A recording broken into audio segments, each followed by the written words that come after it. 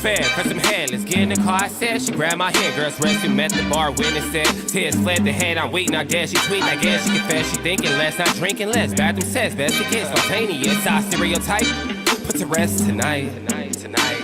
Imagine, believe, and achieve, it works. Skyline as I rise like fireworks. Smell through the bad, don't touch my perk. Yo, hey everybody, and welcome to this edition of After the Storm, your OKC Thunder post-game analysis live stream. Not a lot to talk about tonight. I thought the game was going to be a little bit tougher, closer, but what was the odds? 14.5 or something like that is what Vegas put us at winning. And the Thunder, of course, took care of business, 132-111 for our 15th game that we've won by double digits.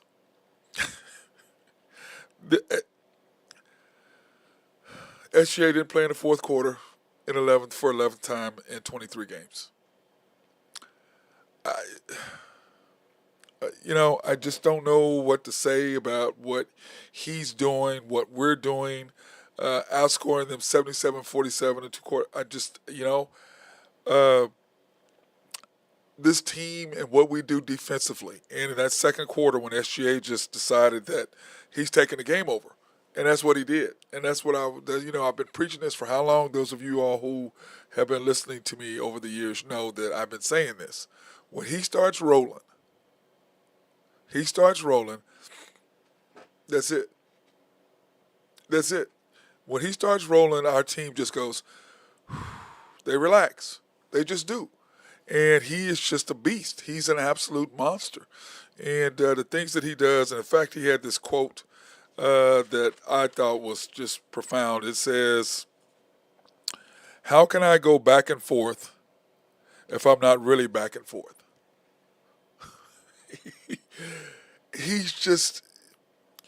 We're just lucky as an organization to have him. We were lucky to get Kevin Durant.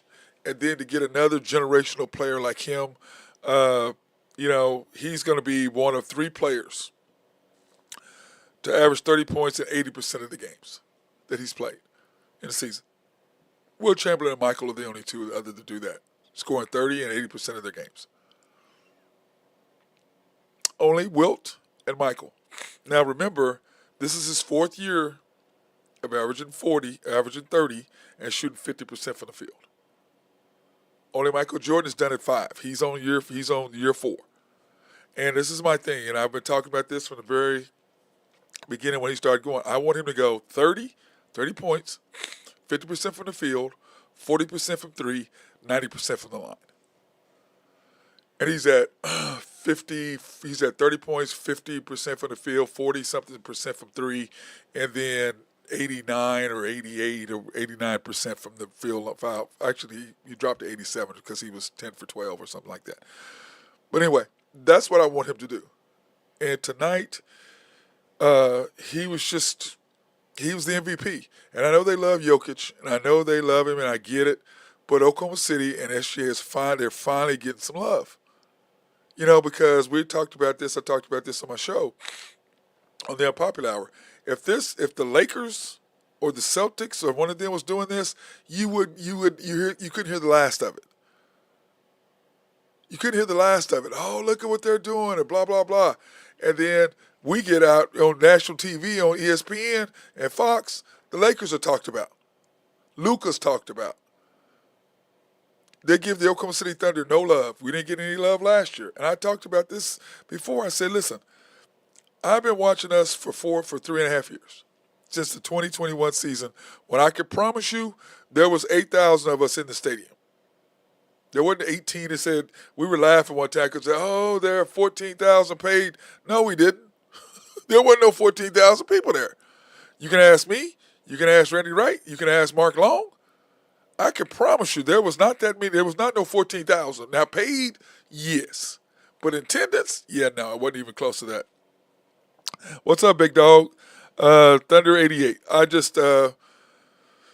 just talking about what we were doing this year and what SGA's doing. And I just who we are and what we're accomplishing right now And it's on the defensive side. And it's been like this, and I've been trying to tell you guys this. I've been following us for a while. I've been doing this show for 3.5 years, saying the same stuff. We play great defense, and SGA closes the door. We play great defense, SGA closes the door. Then you added J-Dub and Chet. You can't really add Chet because Chet didn't play that year. And then we started winning. Remember, we were only predicted to win 23 games. I said we were going to win 40. We won 40. Everybody told me I was out of my damn mind. What are you talking about? You're high. What are you smoking? Like, bro, you didn't see us play. Y'all, I've been watching this. Y'all ain't been watching us. I've been watching this. I see what is being developed. I see what Dagnall is developing. I see what Sam Presti's putting together with the Wiggins and with Dort and SGA. Those were the foundational guys. With Josh. Then you add J-Dub. Then the next year you add Kaysen. And then you add Chet to the lineup. So now you've got SGA, Dort, Kaysen, Wiggins, K-Rich, J-Dub, I always said J-Dub, and Chet. That's what you got. Then the next year, what do? You add Ihart and you add Caruso. Close the door. Because there was 3 things I've been talking about for 3 years since the beginning of this show. If we were gonna get better, we had to improve our outside shooting, we had to improve our perimeter defense, and we had to be better in the paint. And what happened? We improved perimeter defense, which is ridiculous, which I'll go over that, show you those stats here in a minute. We improved our shooting. And when we got Ihart, they ended inside presence. And we've been points in the paint #1 since, as far as keeping teams from being #1 in the paint. Since then. What's happening? Be honest, fam. Do you think Luka is better than Shea? Better yet, do you think the Lakers can beat us in a 7-game series? Okay, to start that out, to be honest with you, Shea is a better overall defensive player. Luka and Shea, I will take either one as far as offensively.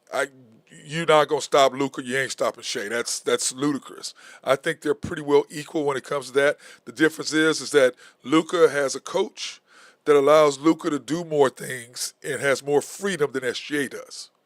That's the difference in that. But SGA is a better player because SGA can also defend. He can steal the ball. He can deflect balls. He can block shots. Those are things Luka can't do. So SGA is a better overall player.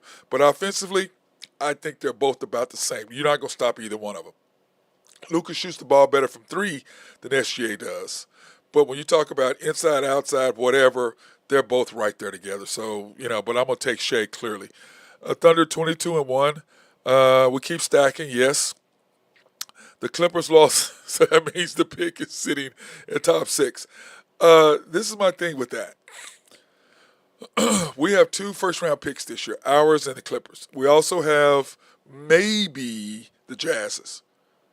Maybe the Jazzes. As long as they're not sitting 6 or better, we've got theirs. Okay? Because it's protected. So we get or maybe it's top 8, whatever it is protected. So if we can get 9, 10, somewhere there, then still that's going to help us because we're going to get tons of advantage for that.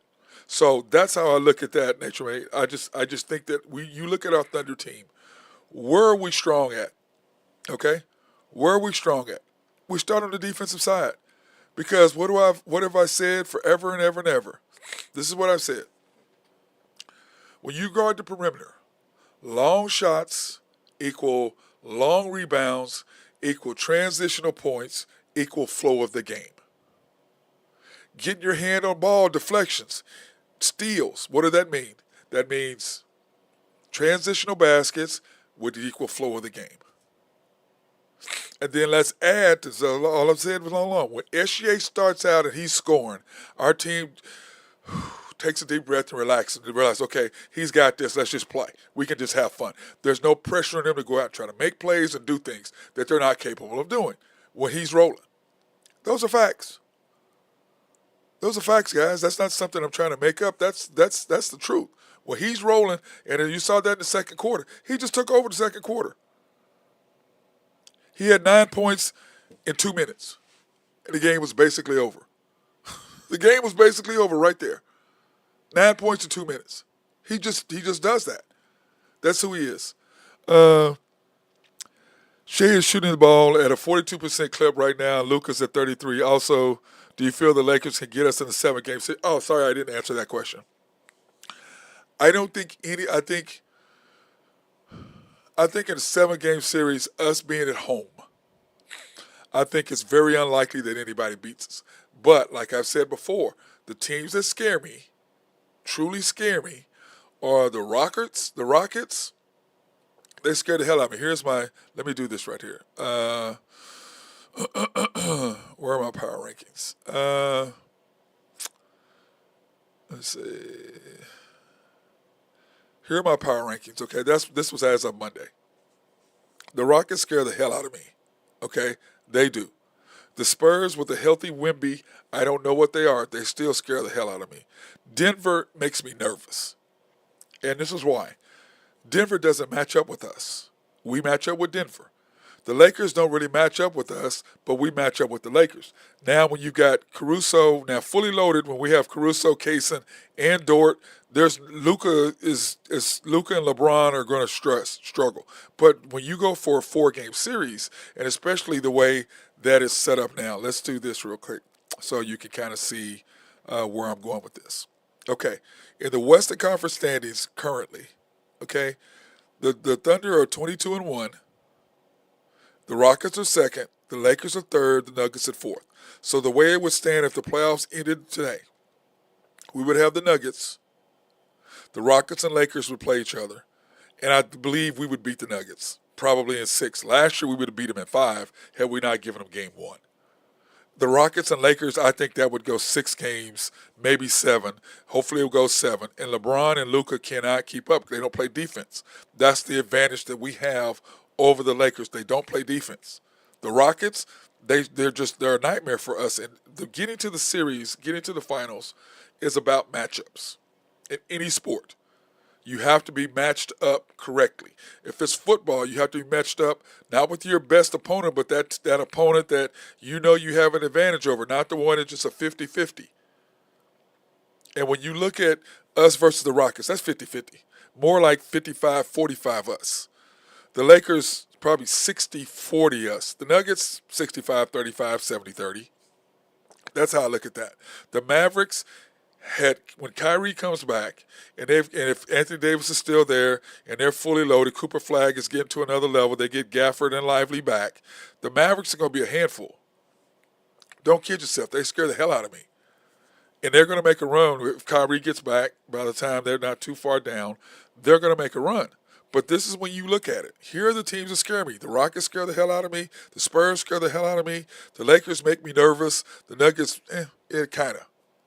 But the Spurs are the team, and the Rockets are the two teams that really, really, really make me nervous. And why is that? Because we don't really match up well with them. They don't really match up well with us, but it's a crapshoot.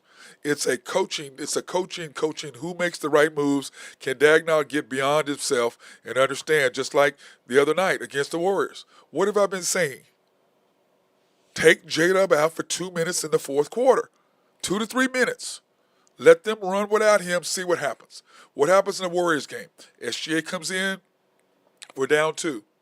When J-Dub comes back in 2 minutes and 30 seconds later, we're up 1 and rolling. Rolling at that point. Because remember, Chet hit a 3, AJ hit a little floater, and then SGA hit a step back. And all of a sudden, timeout, they're rolling. You could feel it, but it didn't matter. Then J-Dub comes back in, dribbles the ball off his leg, which why does he have the ball anyway? Get the ball in SJ's hands and you just do your thing. Quit trying to be him. You ain't him. You a good Robin, and that's what you are.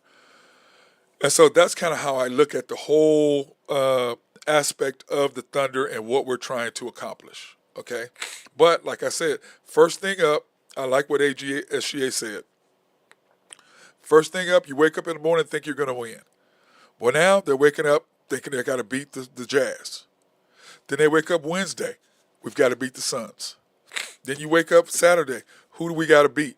Either the Lakers or the Spurs.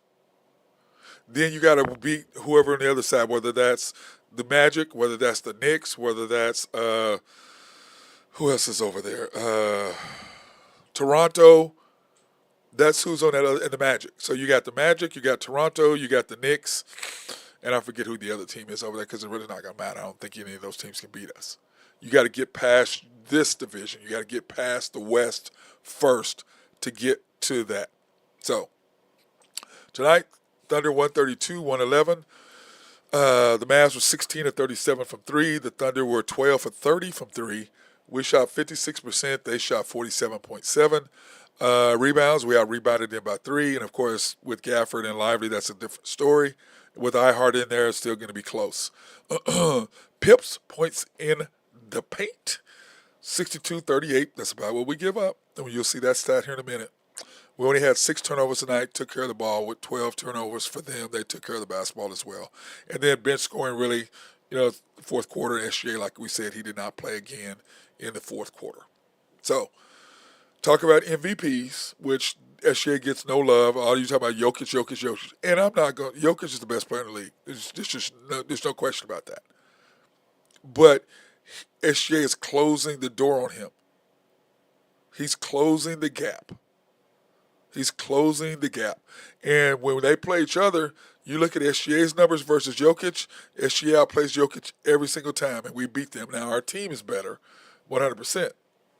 But here's J-Dub. 19 minutes. Excuse me, J. Will. 19 minutes, 4 points, 1 for 4. Like I said, he's got to knock down those threes, but I thought J. Will played well. And what is he? Back to taking charges. Bro, I'm telling you, look at Nick Collison. You drive to the basket, you may take a charge, and that really helps you out, especially when Chet's not in the game. Chet tonight, 23 minutes, 15 points, 6 for 11 from the field, 1 for 4 from 3. 6 boards. He's just growing. And like we talked about the other night about whether we want to get Giannis, my answer is no. But if we did, who are you going to give up? I just like our team. If they go to San Antonio, it's going to be a knockdown drag out. It's going to be the Lakers in San Antonio back in the day, and it's going to be us in San Antonio in the early 2000s and 10s. That's what it's going to be. SGA, 29 minutes, 33 points. It's just insane. 10 for 12 from the field, 2 for 2 from 3, 11 for 12 from the line. 5 rebounds, 6 assists, 2 turnovers, 1 block. There's nothing to say. That's it. J-Dub, 24 minutes, 15 points, 5 for 11, 1 for 3. J-Dub is slowly coming back. It's nice to have him. It really is. Queso, 29 minutes, 11 points, 4 for 7, 3 for 5. If he has those numbers consistently, there's no way we're going to get beat. If he's doing those numbers, talk about Queso. And then when you go down the list, I thought Brandon Carlson played good tonight. He finally gave us some good minutes when he's playing with the A team. I like that. K-Rich, man, it's just nice having K-Rich back. I love K-Rich. I really like K-Rich. He, I think Chet said that he did a great job on him. Him and J. Will did a great job on AD tonight.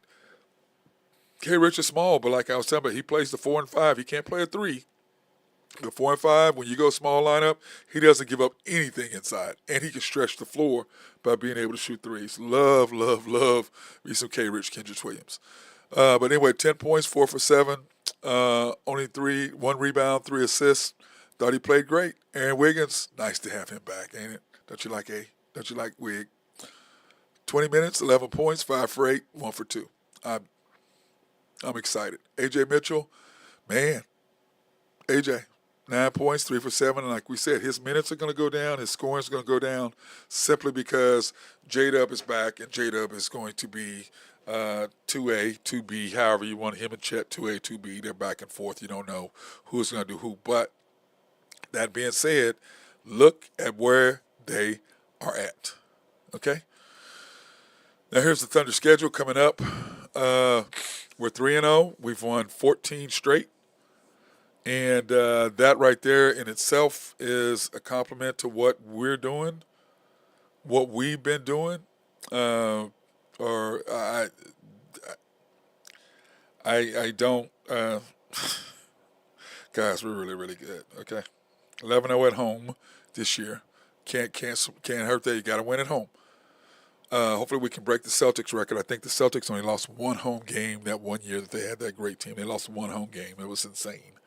It was insane. But if we can go do what we did last year, you lose one home game, and then you only lose one to the Eastern Conference, which is going to be hard to do because the Thunder do have the hardest, the toughest remaining schedule. But like SGA said, hey, bring it. We don't care. And I agree with him because it's like my coach always said to me, the late, great Dave Smith. Everybody talks about, oh, y'all got to play so-and-so. And he would always say, we don't care. You got to play them at some point. When does it matter? When you play them, you got to play them. Does it matter if you play them today or tomorrow or next week? What does it matter when you play them? You got to play them. So that's how I've always looked at it since I was a freshman in high school. Don't matter when you play them, you got to play them. Don't matter. So who cares? If you're coming in, I'm kicking your butt. I'm making it tough on you to score. I'm going to play good, solid defense. I'm going to push you around. I'm going to be physical. I'm going to be handsy. And I'm going to force the referees to call stuff. But on the other side of that, if they're calling that on us, they're going to call it on you because SJ is great at moving the ball up. J-Dub is getting way better at that, being able to score going to the basket. Chet is just a beast around the basket. I like him going inside and quit relying on the three. I like that. Hey, big boy, you're 7 foot. Go in the post and handle your business. The Jazz is the next up for us Sunday night. 7 o'clock on FanDuel. We'll have that game, of course, because it's an early game, thank God.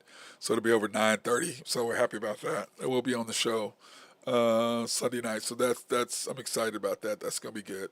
And then the NBA Cup starts. That's Wednesday at the Suns at home. So hopefully I'm going to be at that game so we can watch that, our first Cup game. I want to make sure we win that. Then we go to Vegas and play the winner of those two. Then we come back and our season starts after that. Clippers, T-Wolves, Grizzlies, Spurs, and Sixers. The Spurs on back-to-back, the 23rd there, the 25th here. And I'm thinking about doing that. I'm thinking about going to the the Spurs game in San Antonio on the 23rd because that is a Tuesday night. The game's at 7:30.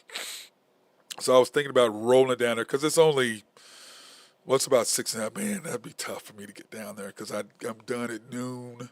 I'd have to leave right there at noon. Noon. Let me see. How long of a drive is that really? I want to say it's every bit of 6 hours. And that game is at 7:30. That might be doable. Let me check my Waze and see what Waze says. San Antonio, let's see. San Antonio, let's see what Waze says on how long it takes to San Antonio, Texas. It takes...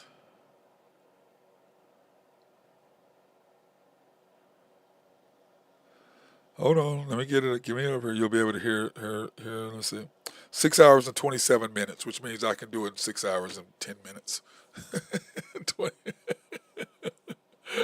So if I leave at noon, 12:30 absolute latest, but if I can leave at noon, 12, let's say 12:30, I can get there by 7. That's what that means. I can get there by 7. I get there by 7. The game's at 7:30. Just roll right to the game.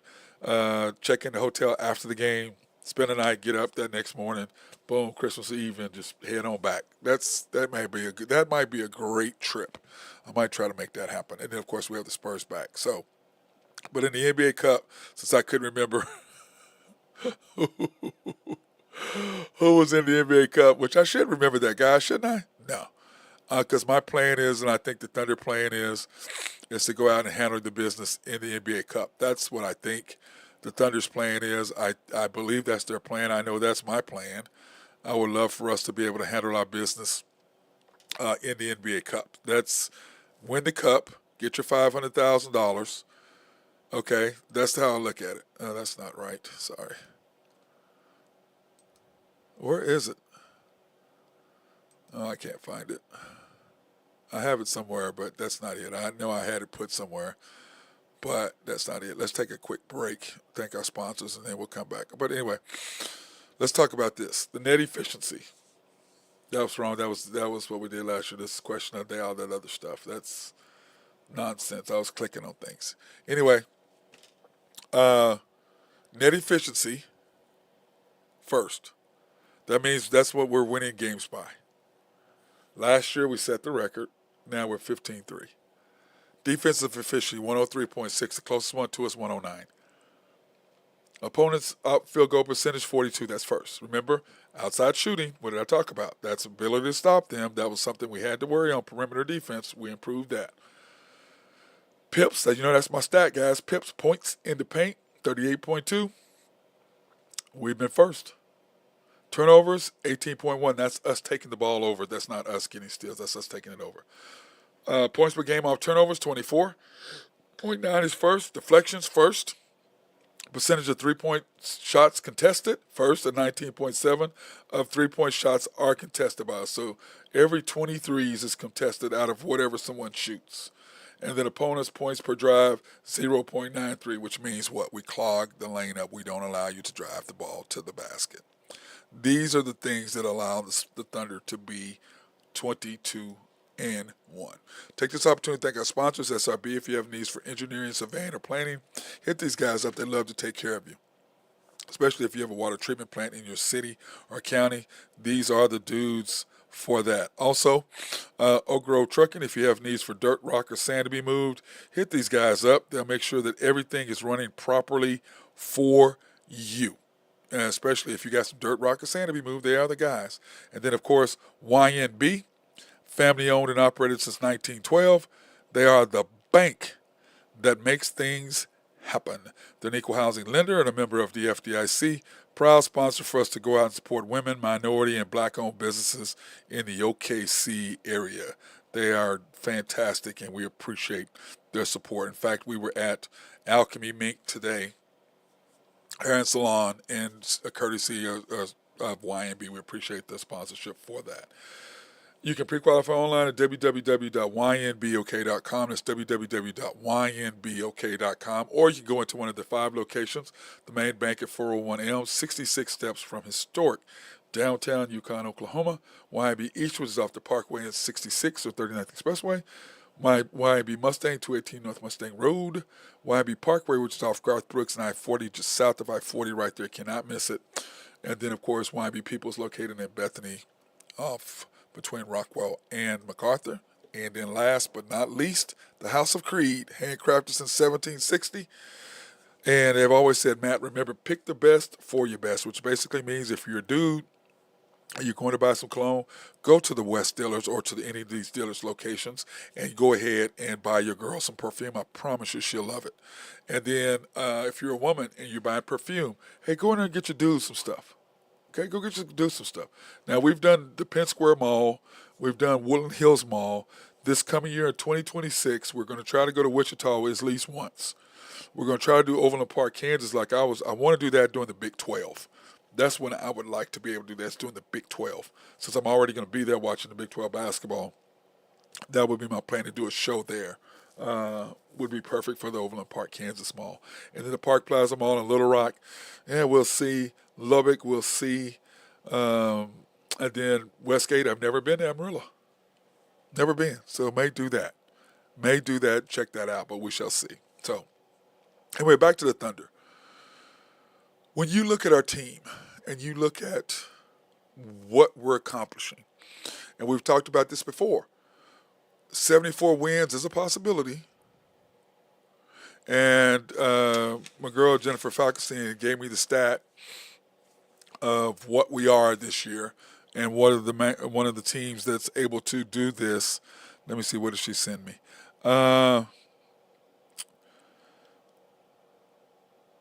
It's talking about that we could break the record because it's 23 games for us. Starting the season with only one loss is one of the 4 teams to ever do what we're doing at 22-1. The other 3 of the 4 teams won the 2 of the 3 teams won the chip. The Lakers, the Knicks, and then of course Golden State would have won it. But what did Draymond do? He got kicked out in Game 5, and that was the end of that. And LeBron got his this deal for Cleveland, so thank you to Cleveland. But you got to thank Draymond Green for that W, for that chip. Even though they did earn it after that, they did. You won game 7 in Golden State. Draymond had 30 or whatever, but the whole thing is Draymond scoring 30 and Steph scoring 30 aren't the same. That's a game Steph need to have 50.